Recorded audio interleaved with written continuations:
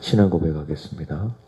전능하사 천지를 만드신 하나님 아버지를 내가 믿사오며 그의 외아들 우리 주 예수 그리스도를 믿사오니 이는 성령으로 잉태하사 동정녀 마리아에게 나시고 본디오 빌라도에게 고난을 받으사 십자가에 못 박혀 죽으시고 장사한 지 사흘 만에 죽은 자 가운데서 다시 살아나시며 하늘에 오르사 전능하신 하나님 우편에 앉아 계시다가 저리로서 산 자와 죽은 자를 심판하러 오시리라. 성령을 믿어 거룩한 공회와 성도가 서로 교통하는 것과 죄를 사하여 주시는 것과 몸이 다시 사는 것과 영원히 사는 것을 믿사옵나이다. 아멘. 370장입니다. 370장. 찬송가 370장.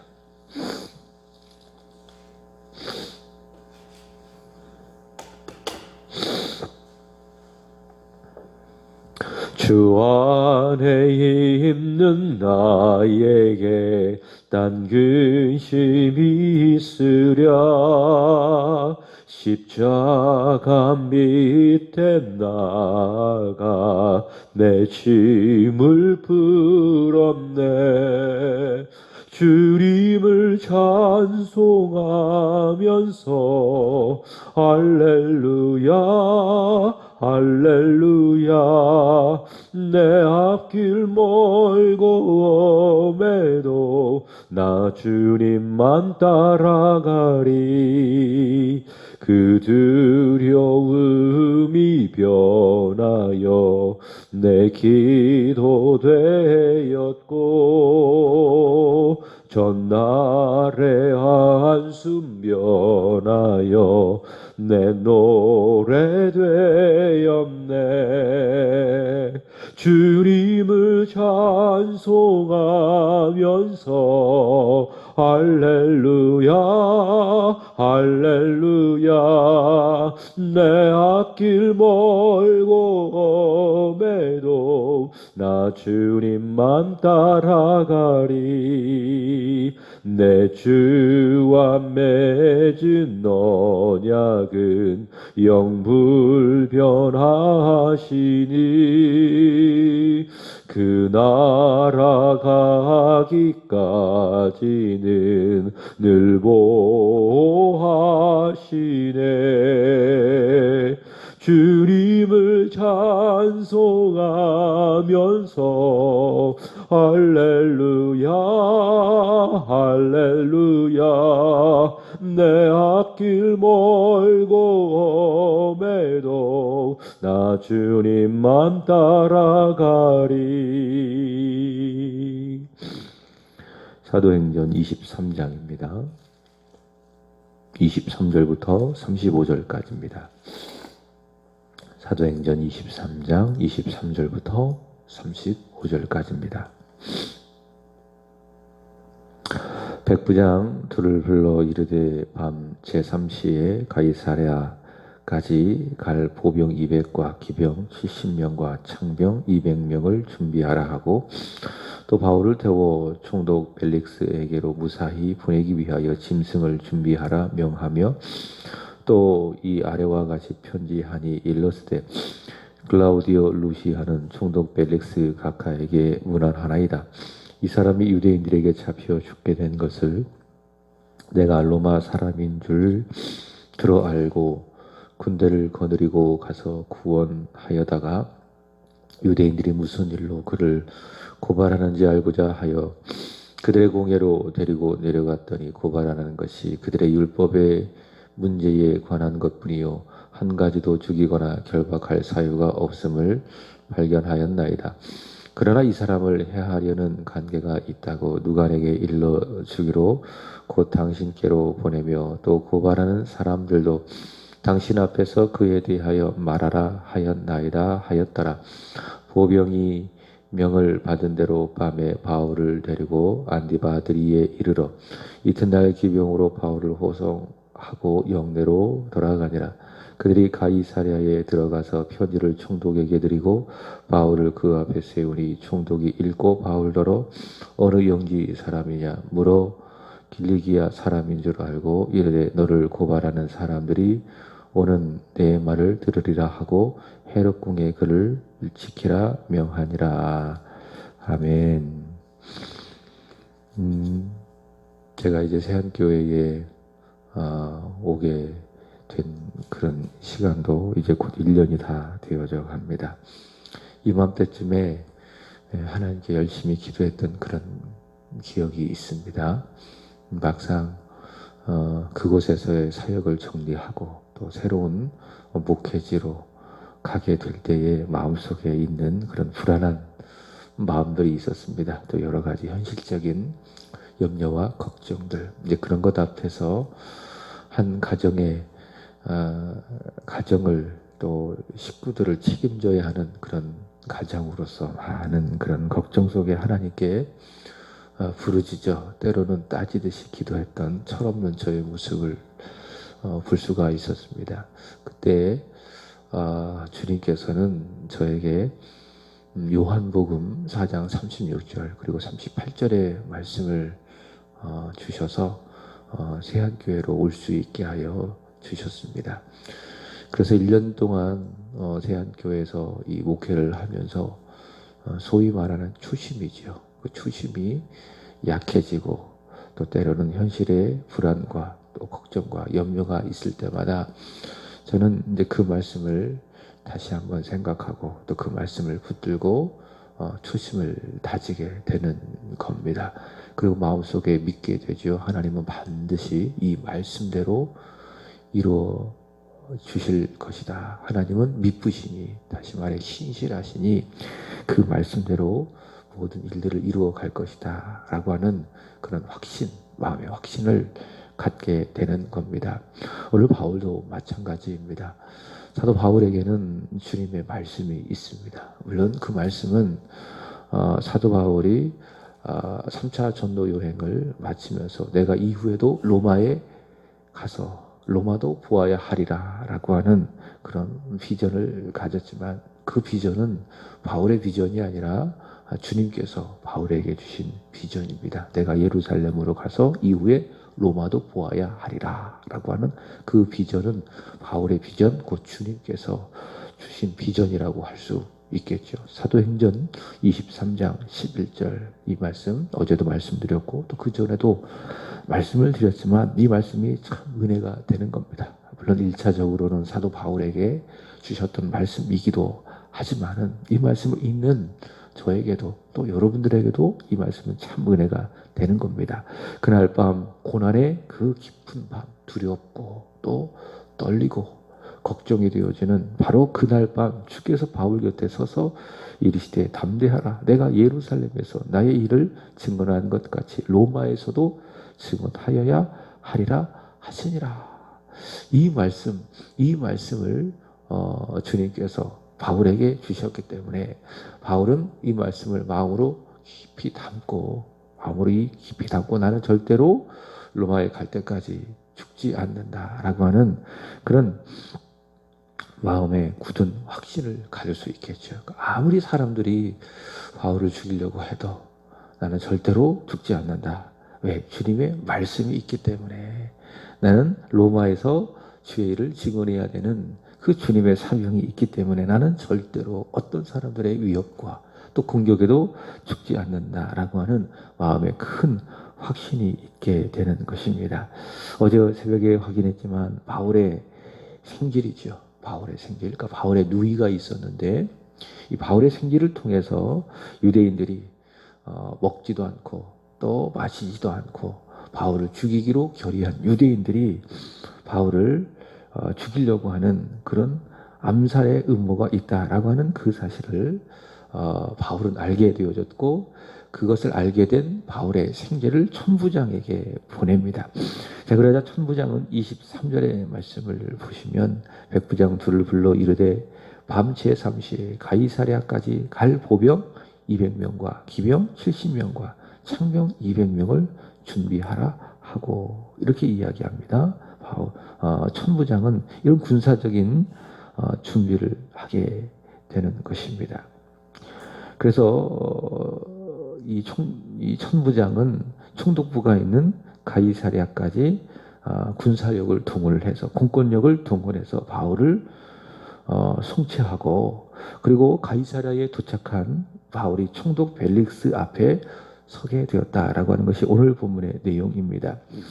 예루살렘에서 바울을 구류했던 이 천부장의 이 이름을 소개를 하죠. 26절 보시면 이름이 누굽니까? 클라우디오 루시아, 클라우디오 루시아라고 하는 그 천부장의 이름을 소개를 하는데, 그는 바울이 로마 시민권자라는 것을 알게 되었죠. 그러니까 이제 몰랐을 때에는 바울을 채찍질해서 무슨 일로 유대인들로부터 이런 어려움을 당하는지 확인을 하려고 했지만, 그러나 바울이 바로 그때에 자기 신분을 밝혀줘. 야, 네가 정죄도 하지 않고 로마 시민권자를 채찍질할 수 있느냐. 그때 천부장이 깜짝 놀라는 겁니다. 네가 어떻게 로마 시민권자가 되었느냐. 나는 돈을 많이 들여서 로마 시민권자가 되었는데, 그때 바울이 했던 말이 무엇이에요? 나는 나면서부터 로마의 시민권을 얻었노라. 그러니까 당시 로마 시민권을 가진다라고 하는 것은 굉장한 그런 권세와 또 굉장한 사회적인 큰 위치에 놓여 있는 것을 의미합니다. 그래서 천부장은 이 로마 시민권자를 함부로 할 수 없는 겁니다.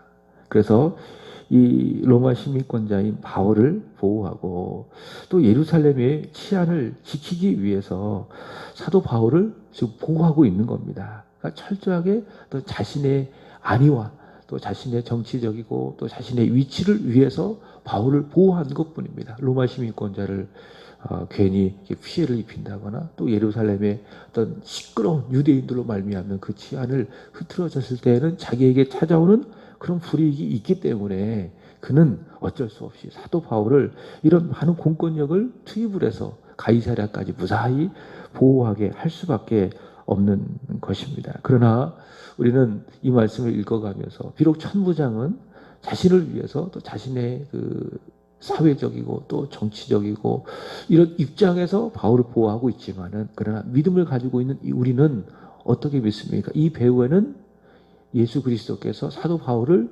지켜가신다. 사도 바울의 어떤 삶을 분명하게 이끌어 가신다. 네가 예루살렘에서 나를 증언한 것 같이 후에 로마에서도 증언하여야 하리라 라고 하는 주님의 이 말씀이 있기 때문에 우리 주 예수 그리스도께서는 철저하게 바울을 보호하신다라고 하는 이런 관점을 갖게 되는 것입니다.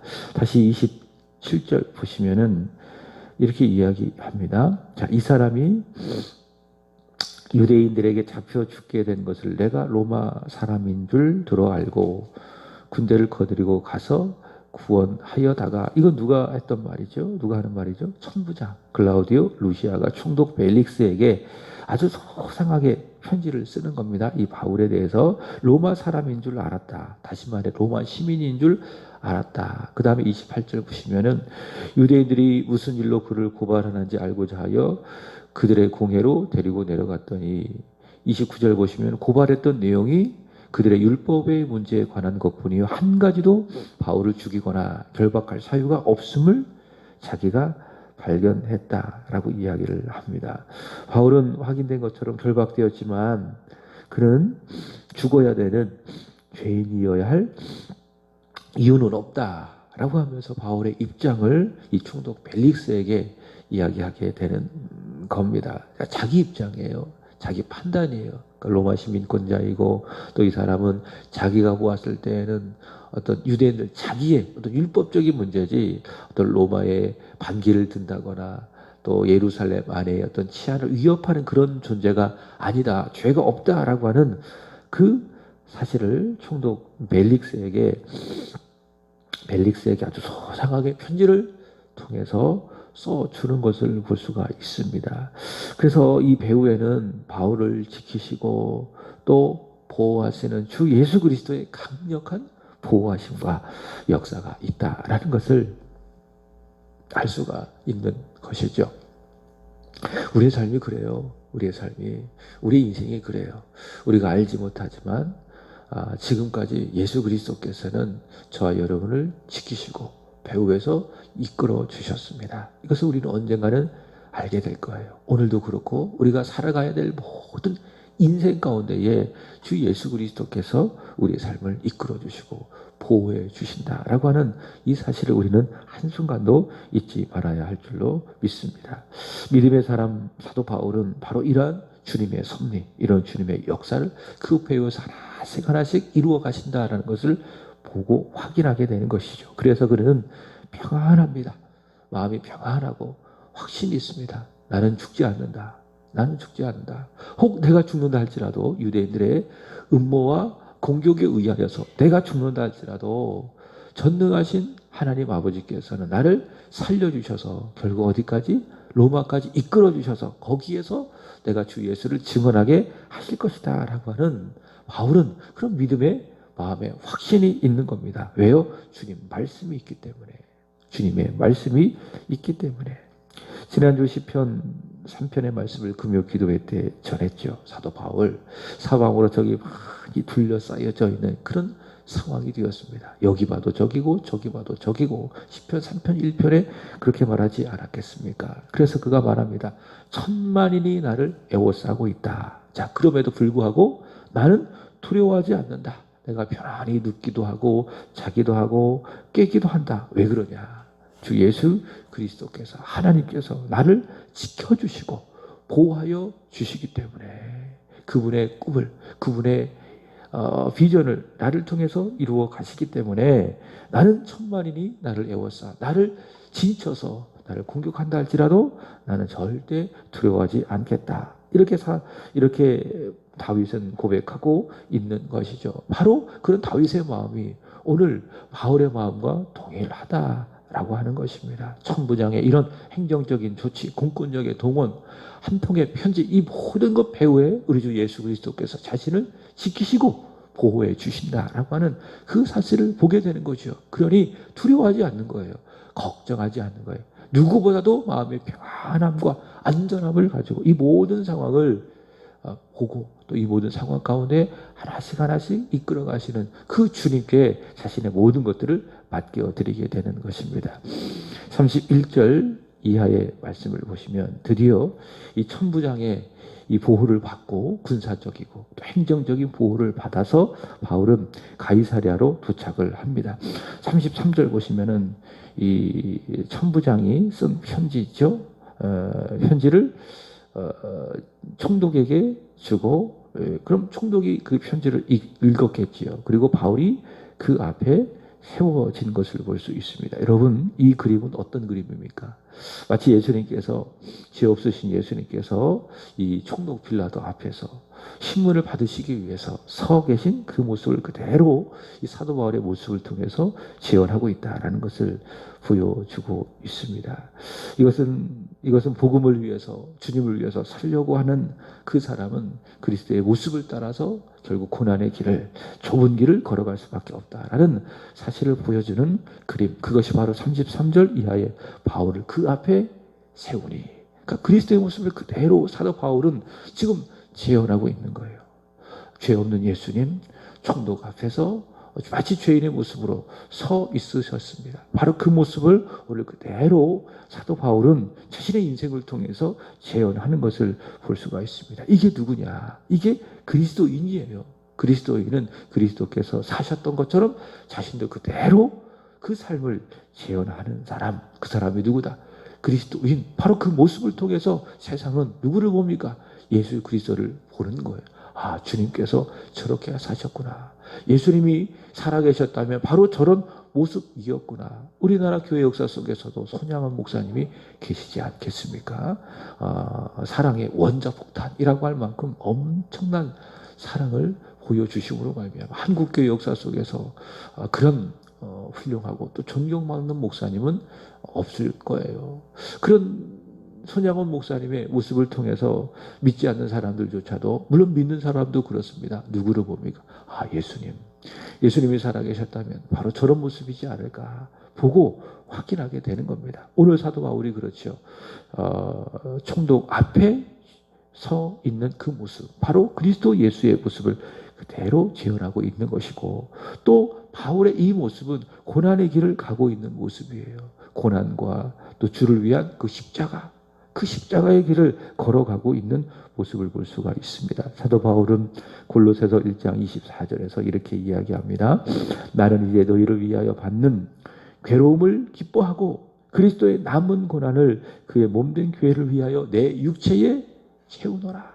그리스도의 남은 고난을 그의 몸된 교회를 위하여 내 육체에 채우노라. 이렇게 이야기합니다. 자신은 고난의 길을 걸어가고 있다. 고난의 길을 걸어왔고, 물론 골로새서가 썼을 때에는 바울이 로마에서 감옥에 갇혔을 때에 썼기 때문에 이때는 아니에요. 이때는 아니고 이제 로마에 도착하면 이후에 사도 바울이 욕중서신이라고 하는 골로새서를 기록을 할 것인데, 그때까지 자신의 인생을 쭉 돌아보니까는 어떤 인생이었어요? 그리스도의 남은 고난을 자신의 육체에 채워가는 고난의 인생, 십자가를 지고 가는 십자가의 인생, 좁은 길을 걸어왔던 그런 삶이었다라고 하는 거예요. 사도 바울의 고백이 바로 그런 것이죠. 여러분, 성경은요, 기복신앙을 말하지 않습니다. 바꿔 이야기하면 내가 예수 믿어 복을 받는다.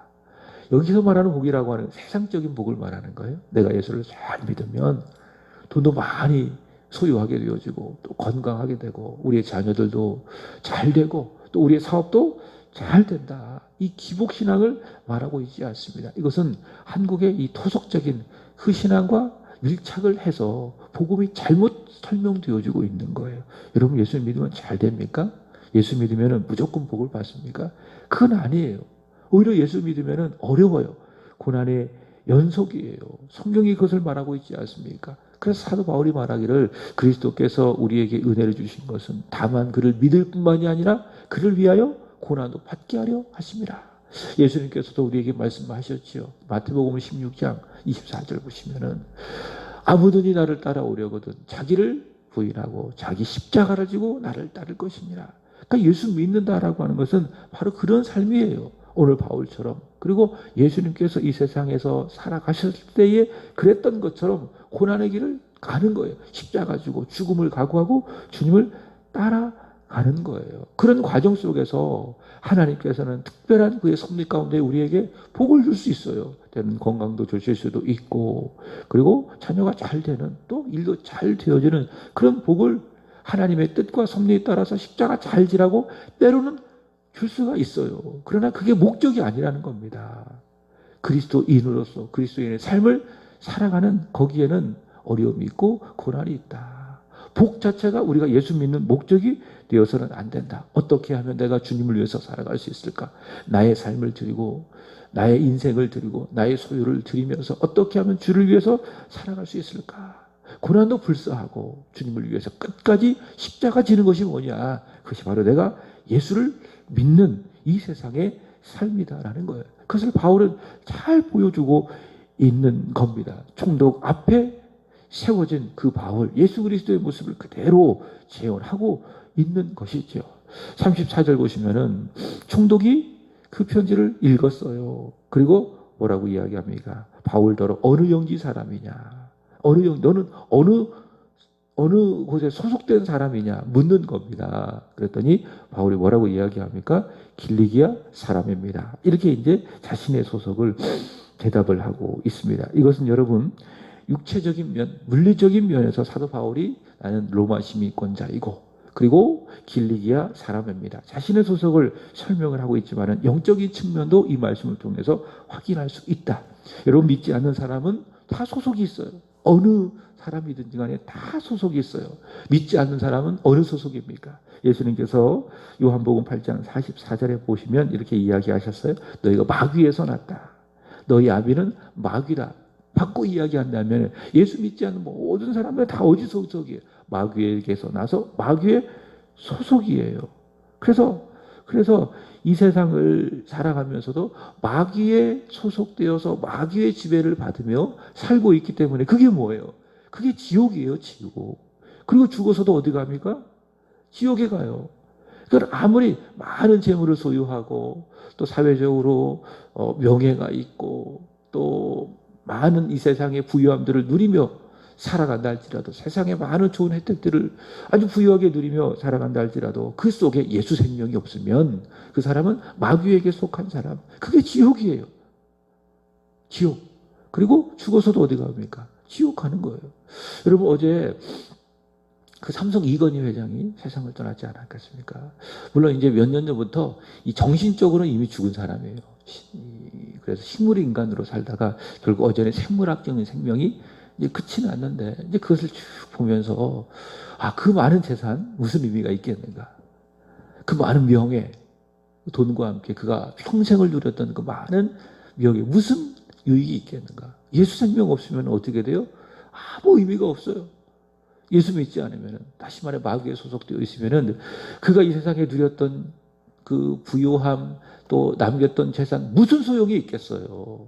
그래서 제가 어떤 집사님한테 그런 얘기를 했어요. 이건희 회장이 그렇게 세상을 떠난 거 보고, 믿음밖에는 남는 것이 없습니다. 예수 믿는 그 믿음밖에는 의미가 없습니다. 그래요? 돈이 많은 사람이나 돈이 적은 사람이나 뭐가 중요해요? 그게 이 세상을 살아갈 때에 조금 불편하고 또 조금 편리하고 그것 차이예요. 그죠? 그러나 이 세상 사람들은, 믿지 않는 사람들은 마치 그게 이 인생의 전부인 것처럼 많은 돈을 얻고 많은 부를 획득하기 위해서 얼마나 노력해요. 그러나 그게 인생의 본질이 아니에요. 주님 볼 때는 아무것도 아니에요. 가난하게 사느냐, 후하게 사느냐, 중요한 문제가 아니라는 거예요. 인생에 있어서.